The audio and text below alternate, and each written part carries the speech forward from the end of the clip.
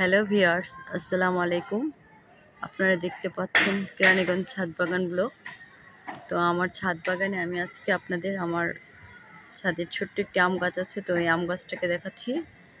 এটা হচ্ছে একটি 12 মাসি আম গাছ। তো 12 মাসি আম গাছে এখন এই সময় আম ধরা আছে। এই যে অনেকগুলো আম ধরেছে এবছর। দেখি এই আমগুলো একটু খুব তাড়াতাড়ি পেকে যায়, একটু সাইজে যখন থেকে একটু বড় হয়, বড় হওয়ার পর এটার সাথে সাথে পেকে যায় গাছের আমগুলো।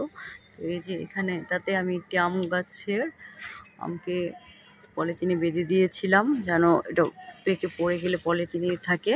তো এই যে আমটা দেখতে পাচ্ছেন একদম পেকে হলুদ হয়ে গিয়ে। তো 12 মাসি আম গাছ, তো আমের কালারটা খুব সুন্দর আসছে। এই যে আম একদম গাছ পাকা টকটকা হলুদ।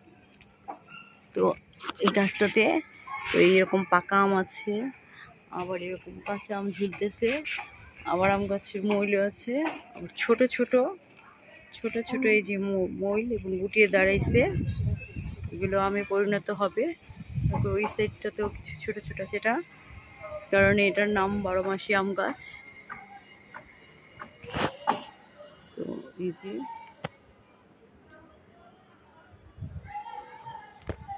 আমটা প্রচুর গ্রান ছুটছে, একটা আম গ্রান আসতেছে অনেক, কালারটা হয়েছে একদম গাছ পাকা। ছোট্ট একটা গাছ, গাছটা বেশি একটা বড় না। এদিকটাতেও আম আছে, এদিকটাতে আছে।